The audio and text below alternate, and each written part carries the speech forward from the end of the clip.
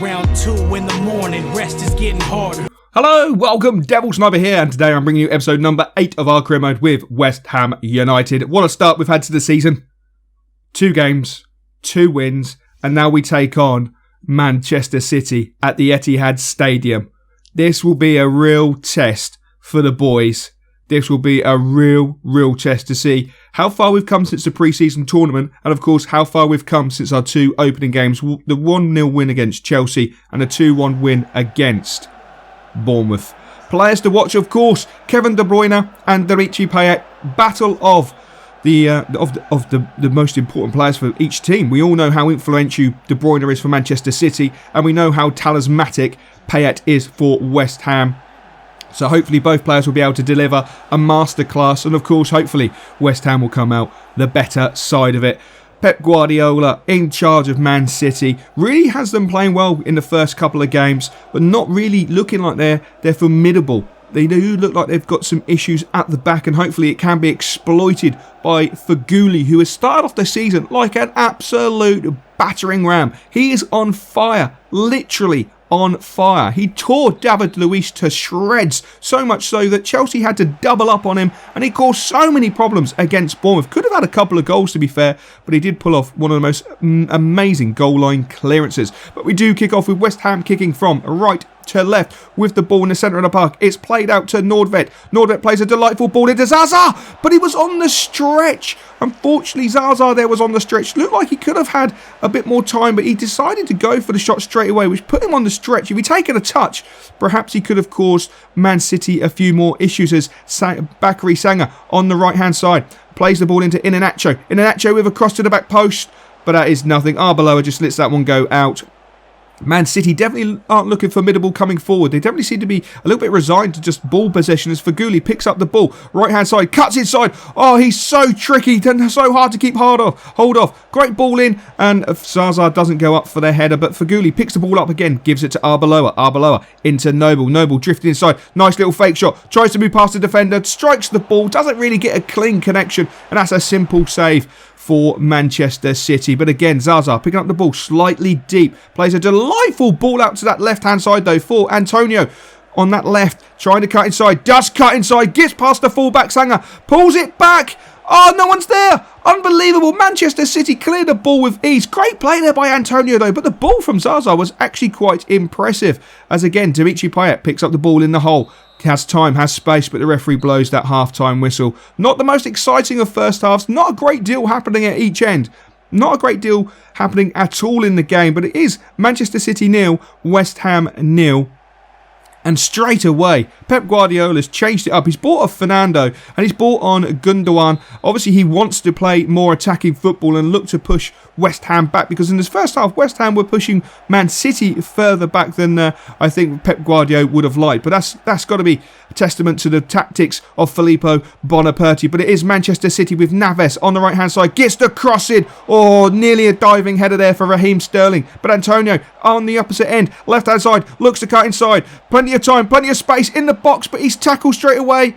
He stayed down. The referee's way play on. There's no thought of a penalty there. It was a great challenge by Manchester City, but Antonio stayed down. He looks like he's getting to his feet, and Payet with an that's a naughty challenge there from Dimitri. There was no need for that. I think it's a little bit of retaliation for what happened to Antonio, but to be fair, the tackle on Antonio was literally a clean and cut challenge. It was a solid, good challenge, but Payet didn't see it that way and went straight through the back of Bakary Sagna. That is a naughty tackle. Substitutions are coming on. Fletcher, Chiarte and Fernandez coming on for West Ham.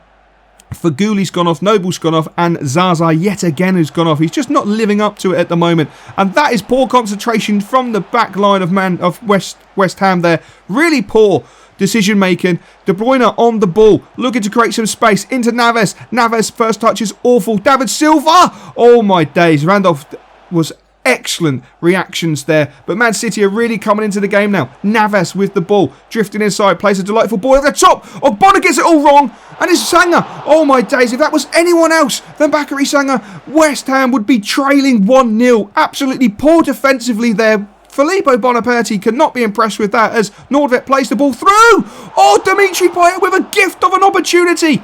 He's failed to score in the 86th minute. Is that the chance of the game? Unbelievable. Beautiful ball from Nordvet. Split the Man City defence. Payet just had to put the ball past the keeper and he failed to do so as Krezers picks the ball up, plays it into Fletcher. Fletcher into Fernandes. Fernandes into the box. That's a heavy tackle. That's a penalty. Vincent Kompany concedes a penalty with a rash challenge on Fernandes. But to be fair, if he didn't make the challenge, the young man could have just put the ball in the back of the net. So at least he's given his team a fighting chance. Great football there from Fletcher and a reckless challenge. Guardiola looks a little bit distraught. I'm not sure why he looks distraught. It was an out-and-out foul. I'm surprised it was only a yellow card as Dimitri Payet steps up. Dimitri Payet puts it in the back of the net in the 90th minute to surely give West Ham all 3 points in what has been a titanic battle. Not the most exciting of battles you will see in the Premier League this season, but it has been absolutely titanic. Both teams playing some really good possession football and nullifying each other as the referee does conclude the game. West Ham have done it. That's the first 3 games of the season. They have won 9 points from a possible 9. And you can see how much it means to the players. They are absolutely loving this. And of course, Vincent Kompany not looking impressed with himself. He knows it was a silly challenge, but he also knows he gave Fernandes too much time. But could that be said because of Gundogan coming on and not doing a defensive job like Fernando? But De Bruyne kept very quiet by West Ham. No shots and obviously no goals. But the final score is Manchester City 0, West Ham United 1. Absolutely brilliant. So of course the man of the match was the influential Dimitri Payet. 20 passes, 94% pass accuracy, 5 tackles from 8. We know he got that yellow card for that naughty tackle. And 1 shot on target from a possible 3. And of course he got the winning goal, which was fantastic. Absolutely brilliant. And it was a great game, to be fair. Now I think I got the tactics right. The way we played against Man City, we got the tactics right. And hopefully we can just build on that going forward. Definitely got to sit down with the boys though at the back and sort of have a word with them and coach them a little bit more because we're making sloppy errors in the back 4 and it's a little bit worrying. So moving on swiftly, the scout reports are coming in. We're not dealing with this. This is all Eduardo. He's dealing with what players we will be signing. From what I understand from speaking with Eduardo, we won't be signing anyone for a good few months. We'll be just letting the players come in, trying to pre-assess them and then making moves to sign a couple of players sort of in a few months' time. You know, get a good 3 to 5 months under their belts, and then we'll be looking to sign players. And of course, we can assess them in our own facilities. But we want to make sure that we bring in the right sort of talent and the right sort of youngster into the club. We won't just take anybody on willy-nilly, and we don't want to overload ourselves like Chelsea do with every single youngster on the planet who looks half decent. That's not our way. That's not our style, and that's not the way Eduardo wants to run the youth academy. And I completely concur. At the end of the day, he's in charge of the youth academy, and that's the way it should be.